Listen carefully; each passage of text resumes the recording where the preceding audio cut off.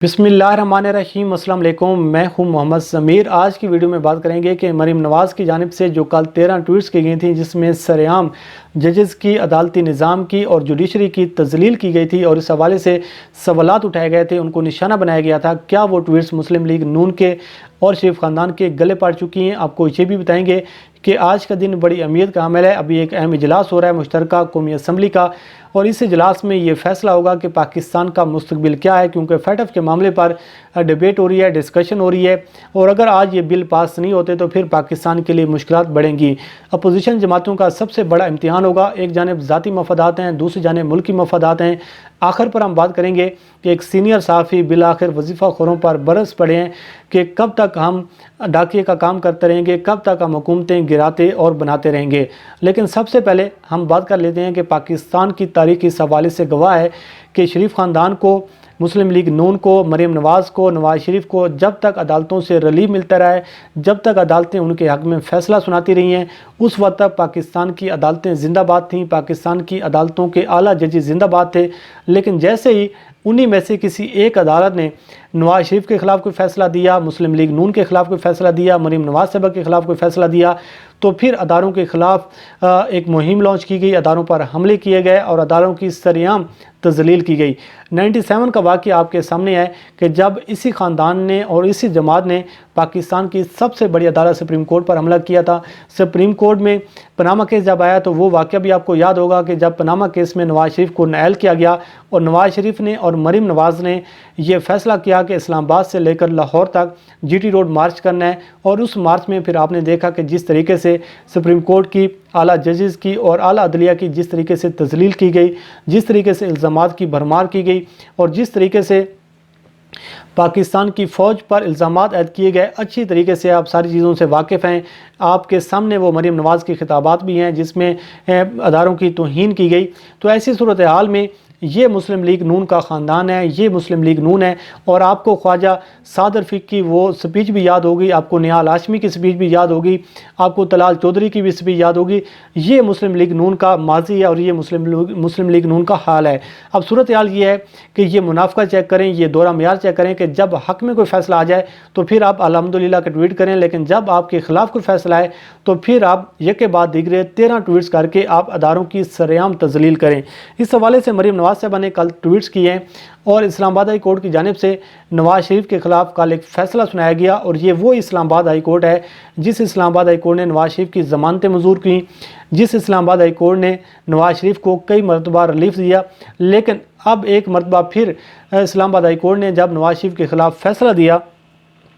और बार बार Islamabad high court की जानिब से मौका दिया गया नवाज़ शरीफ को कि वो ख़ुद को अदालत के सामने पेश करें, अल-अज़ीज़िया रेफरेंस में जो नवाज़ शरीफ की ज़मानत मनसूख हो चुकी है, तो ऐसी सूरत हाल में नवाज़ शरीफ अदालत के सामने सरेंडर करें। लेकिन नवाज़ शरीफ ने ख़ुद को ना तो पेश किया, ना अदालत के सामने सरेंडर किया। और दूसरी जानिब जो बहाने बनाए जा रहे हैं, जो मेडिकल रिपोर्ट्स दी जा रही हैं, उस पर भी अदालत ने कड़े सवालात उठाए। तो ऐसी सूरत हाल में कल इस्लामाबाद हाई कोर्ट ने नवाज़ शरीफ के नाकाबिले ज़मानत वारंट गिरफ़्तारी जारी की है और नवाज़ शरीफ की जो दरख्वास्तें थी उनको मुस्तरद करार दिया, जिसमें यह इस्तदा की गई थी कि हाज़िरी से इस्तिस्ना दिया जाए। और दूसरी जानिब जो रिलीफ मांगा जा रहा था कि नवाज़ शरीफ लंदन में इलाज की गर्ज से और नवाज़ शरीफ की गैर मौजूदगी में कोई नुमाइंदा मुकर्रर करने की इजाज़त दी जाए। तो ऐसी सूरत हाल में जो नवाज़ शरीफ को रिलीफ नहीं दिया गया, तो फिर मरीम नवाज़ साहबा ने एक के बाद दीगरे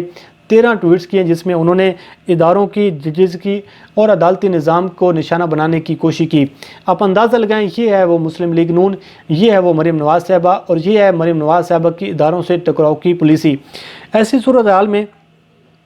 मैं एक दो चीज़ें आपके सामने रख देता हूँ, बाकी सारी चीज़ें आपके सामने हैं। मरीम नवाज़ ने एक ट्वीट किया जिसमें वो कहती हैं कि मुझे बखूबी अंदाज़ा है कि सियासतदानों की तरह मुअज़्ज़ज़ जजेस पर भी दबाव है और उनके फ़ैसले कह रहे हैं कि वो दबाव का शिकार हैं, मगर क्या मुअज़्ज़ज़ जजेस हज़रात इस किस्म के दबाव की रोशनी में कोई फ़ैसला करेंगे? क्या इस किस्म की साजिशों के ख़िलाफ़ कोई दीवार बनकर खड़े होंगे? ये ट्वीट किया जा रहा है मरीम नवाज़ साहबा की जानिब से। यानी कल जो फ़ैसला सुनाया गया वो किसी दबाव का नतीजा था। ये सूरत हाल है मुस्लिम लीग नून की, ये सूरत हाल है मरीम नवाज़ की। اور یہ صورتحال ہے کہ اب یہ کہا جا رہا ہے کہ یہ جو ٹکراؤ کی پالیسی ہے مسلم لیگ نون کے لیے، شریف خاندان کے لیے اور مسلم لیگ نون کے ان لوگوں کے لیے جن پر مقدمات ہیں، جن کے خلاف ضمانتیں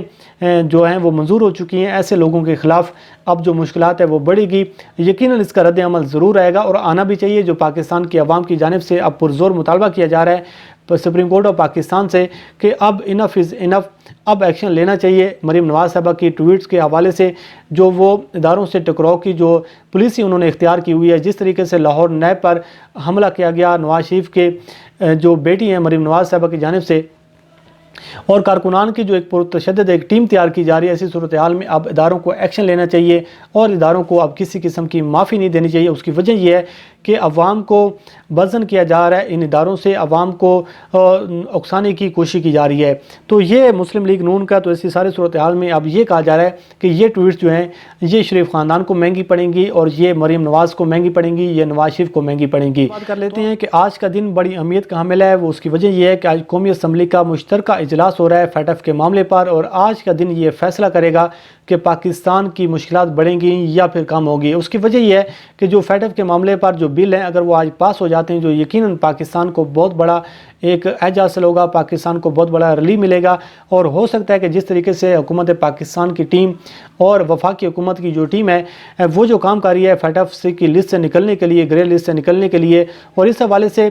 پاکستان کی جو عسکری قیادت ہے جنرل قمر جاوید باجوہ صاحب وہ بھی کوشش میں کر رہے ہیں کہ پاکستان کو کسی نہ کسی طریقے سے گرے لسٹ سے نکالا جائے۔ اگر پاکستان بلیک لسٹ ہو جاتا ہے، جو کہ بھارت پچھلے کئی سالوں سے اربوں ڈالر جو ہے وہ خرچ کر چکا ہے اس حوالے سے کہ پاکستان کو کسی نہ کسی طریقے سے بلیک لسٹ کروایا جائے۔ اب ایسی صورتحال میں اپوزیشن جماعتوں کے پاس تین آپشن ہیں اور تین ان کے پاس بڑے چیلنجز ہیں، اور وہ چیلنجز یہ ہیں کہ ایک جانب ذاتی مفادات ہیں جس کے لیے NRO مانگا جا رہا ہے، جس کے لیے ڈیل مانگی جا رہی ہے، جس کے لیے کوشش کی جا رہی ہے کہ اس ایشو پر حکومت کو بلیک میل کیا جائے۔ دوسری جانب اپوزیشن جماعتوں نے مولانا فضل الرحمان کو یہ یقین دہانی کروائی ہے کہ ہم حکومت کا کسی معاملے پر ساتھ نہیں دیں گے، APC ہونے جا رہی ہے، حکومت مخالف تحریک کا اعلان ہونا ہے۔ تو ایسی سارے صورتحال میں آج مولانا فضل الرحمان جو ہیں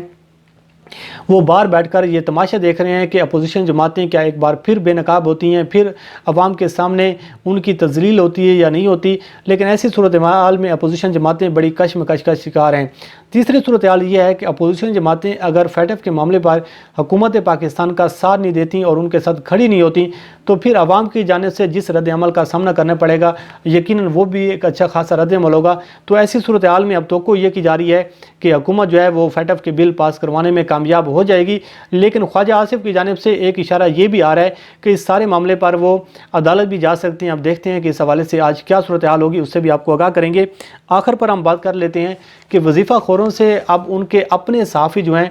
وہ بھی تنگ آ چکے ہیں۔ اس کی وجہ یہ ہے کہ جس طریقے سے پاکستان میں صحافت کے لیے مشکلات پیدا کی جا رہی ہیں، پاکستان کی صحافت کو مشکل کا سامنا ہے، اس کی سب سے بڑی وجہ پاکستان میں وظیفہ خور صحافی ہیں جو بیرونی فنڈنگ پر چل کر پاکستان کے ریاستی اداروں کو بدنام کرتی ہیں، پاکستان کے خلاف مہم لانچ کرتی ہیں اور پاکستان کو نقصان پہنچانے کی کوشش کر رہے ہیں۔ اس حوالے سے آج مظہر عباس صاحب جو کہ ایک سینئر کالم نگار ہیں، سینئر صحافی ہیں اور جینون صحافی سمجھے جاتے ہیں، ان کی جانب سے آج ایک کالم لکھا گیا ہے۔ انہوں نے کالم لکھا ہے ہائبرڈ وار اور ہمارا میڈیا،